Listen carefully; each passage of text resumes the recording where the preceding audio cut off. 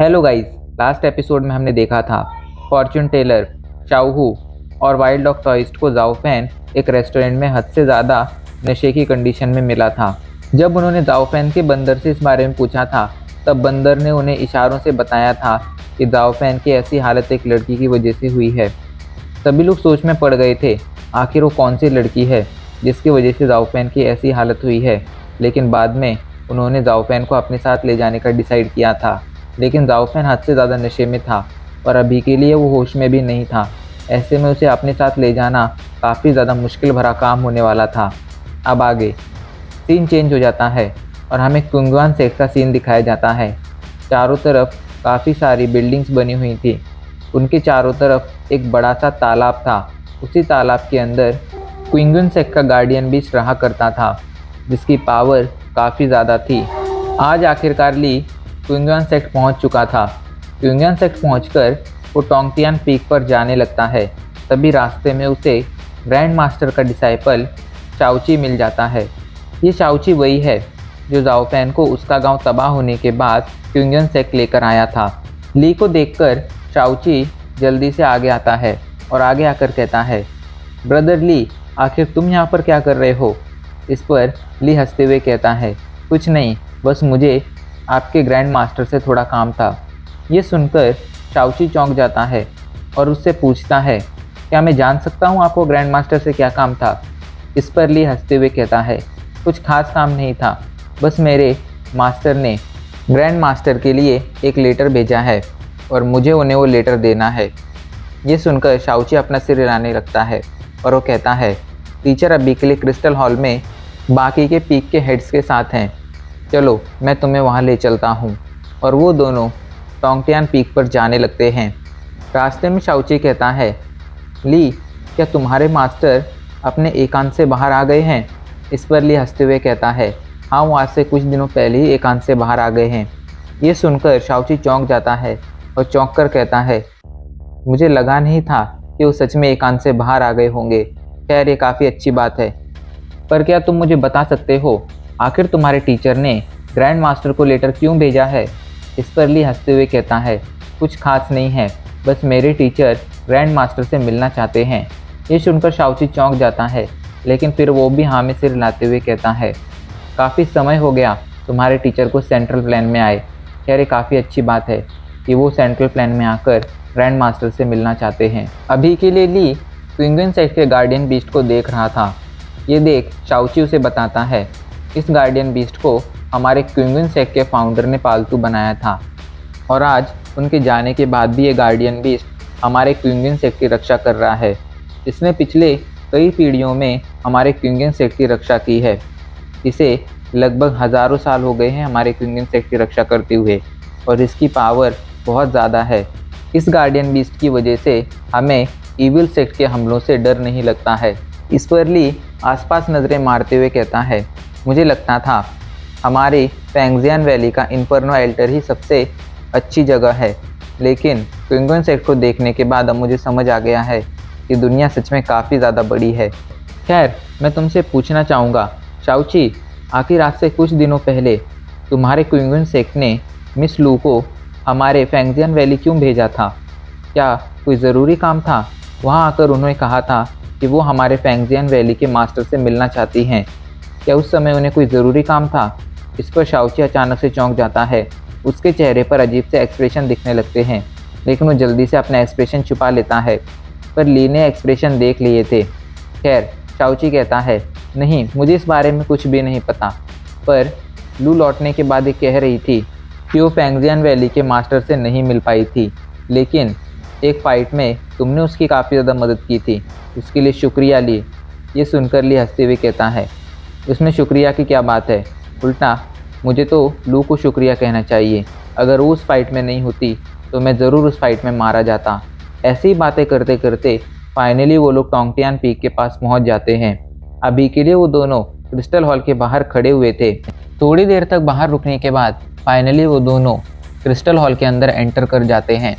इधर crystal hall के अंदर ग्रैंड मास्टर अपनी सीट पर बैठे हुए थे। उनके आसपास बाकी के पीक्स के हेड अपने अपनी सीट्स पर बैठे हुए थे। आज से 10 सालों पहले जो बैटल हुई थी उस बैटल में काफ़ी सारे लोग मारे गए थे, कुछ लीडर्स भी मारे गए थे। इसलिए अभी के लिए काफ़ी सारे पीक्स के लीडर बदल गए थे। लगभग 7 पीक्स के लीडर अभी के लिए बदल चुके थे, सिर्फ 3 पीक्स के लीडर ही सेम थे, जो थे खुद ग्रैंड मास्टर, लूकी मास्टर और जाओ फैन के मास्टर। यही 3 अभी के लिए सेम थे, बाकी के 7 के साथ पीक हेड बदल चुके थे। सभी अभी के लिए आपस में बातें कर रहे थे। लू अभी के लिए अपने टीचर के पीछे खड़ी हुई थी। उसके चेहरे पर कोई एक्सप्रेशन नहीं था, जो हमेशा की तरह का उसका बिहेवियर था कि वो अपने चेहरे पर कोई एक्सप्रेशन नहीं रखती थी।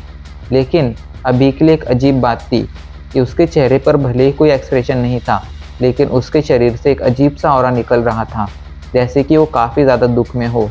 कमरे के अंदर अभी के लिए जाओ फैन के मास्टर की बेटी लिंगर भी मौजूद थी। वो सभी भी अभी के लिए पीक हेड्स की बातें सुन रहे थे। तभी वहाँ पर ली आ जाता है। ली जल्दी से झुककर ग्रैंड मास्टर को ग्रीट करता है। ली को देखकर ग्रैंड मास्टर चौंक जाते हैं और चौंक कर कहते हैं, ली तुम यहाँ पर? मुझे लगा नहीं था कि अचानक से तुम क्विंगन सेक्ट आओगे।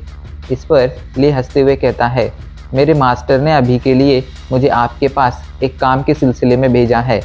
ये सुनकर ग्रैंड मास्टर चौंक जाते हैं और चौंक कर कहते हैं, क्या तुम्हारे मास्टर एकांत से बाहर आ गए?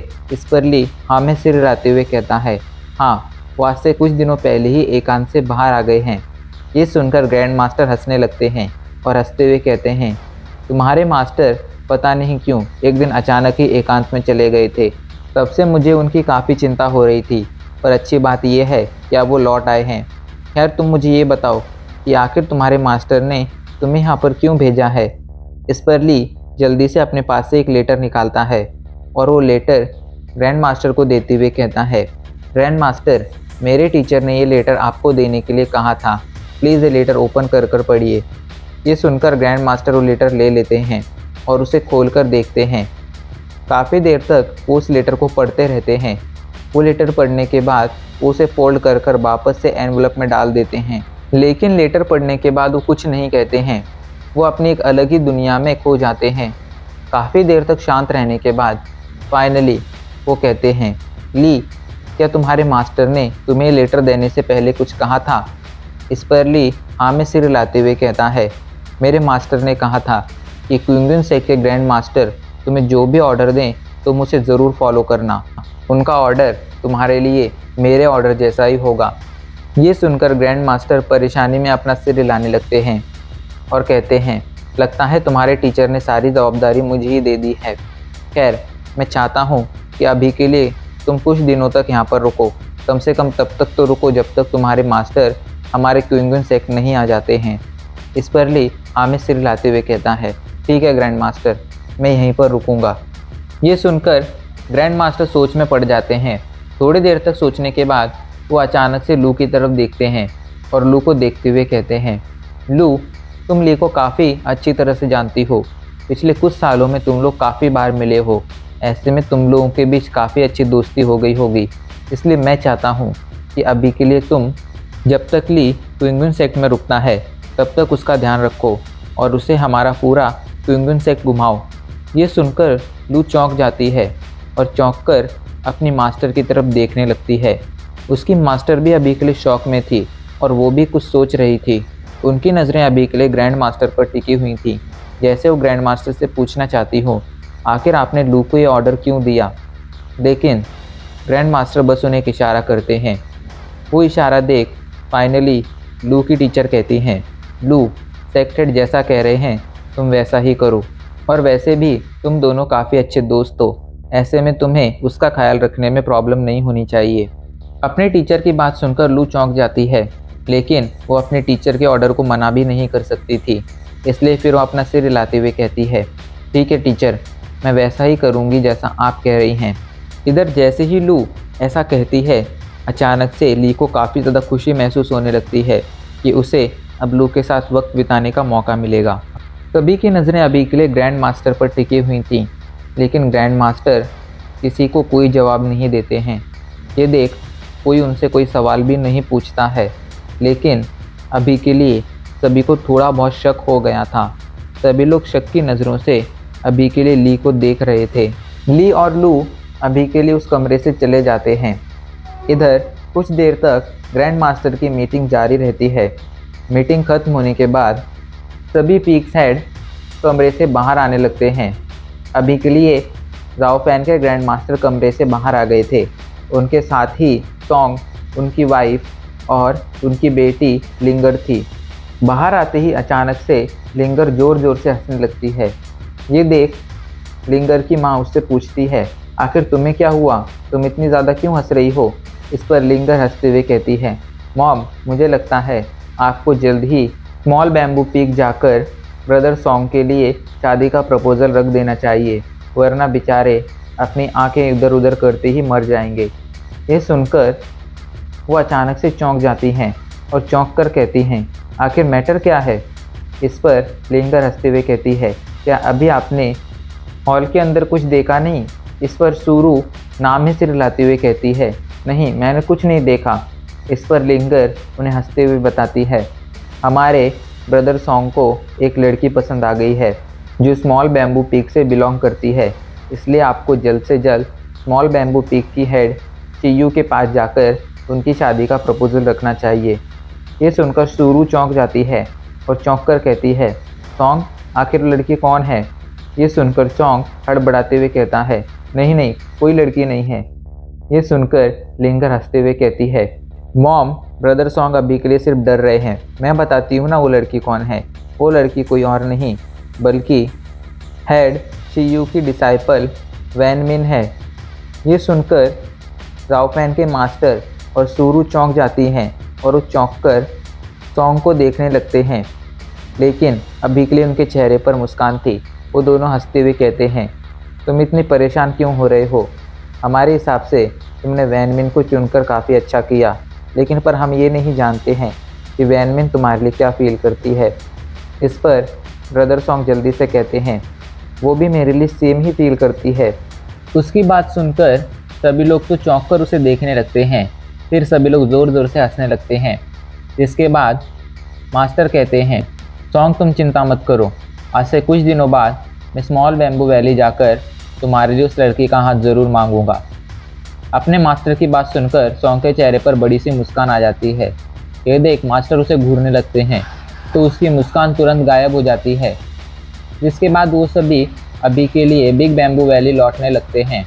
बिग बैम्बू वैली लौटने के बाद सभी अपने अपने काम पर लग जाते हैं। अभी के लिए जाओफैन के मास्टर साइलेंस रूम में बैठे हुए थे। वहीं पर सूरू भी बैठी हुई थी। सूरू उनकी वाइफ का नाम है, अगर आप भूल गए हों तो मैं आपको ये बात बता देता हूँ। सूरू कहती है, तो आखिर क्या प्लान है आपका, आप कब जा रहे हैं हाथ मांगने। इस पर मास्टर गुस्से में कहते हैं, मैं नहीं जाने वाला हूँ चियू के पास। तुम्हें याद है जब मैं तुम्हारा हाथ मांगने उसके पास गया था तब उसने किस तरह रिएक्ट किया था, उसने मेरी कितनी इंसल्ट की थी। इस पर सूरू हंसते हुए कहती है, आप इतनी ज़्यादा क्यों चिढ़ रहे हैं, उस समय मेरी बहन आपको मेरे लायक नहीं समझती थी, इसलिए वो काफ़ी ज़्यादा गुस्से में थी, पर अब वो आपको एक्सेप्ट कर चुकी है। ऐसे में आप चिंता क्यों करते हैं, और आप अपने कुछ घमंड के लिए अपने डिसाइपल की लाइफ बर्बाद नहीं कर सकते हैं। अगर ऐसा ही रहा तो कहीं ऐसा ना हो जाए कि आपका डिसाइपल ज़िंदगी भर कुंवारा ही रह जाए। अगर आप ऐसा नहीं चाहते हैं तो आपको मेरी बहन के पास जाकर वैन मिन का हाथ मांगना ही होगा। ये सुनकर मास्टर अपना सिर मजबूरी में हिलाने लगते हैं। और अब इसी के साथ हमारा ये एपिसोड आज यहीं पर ख़त्म हो जाता है।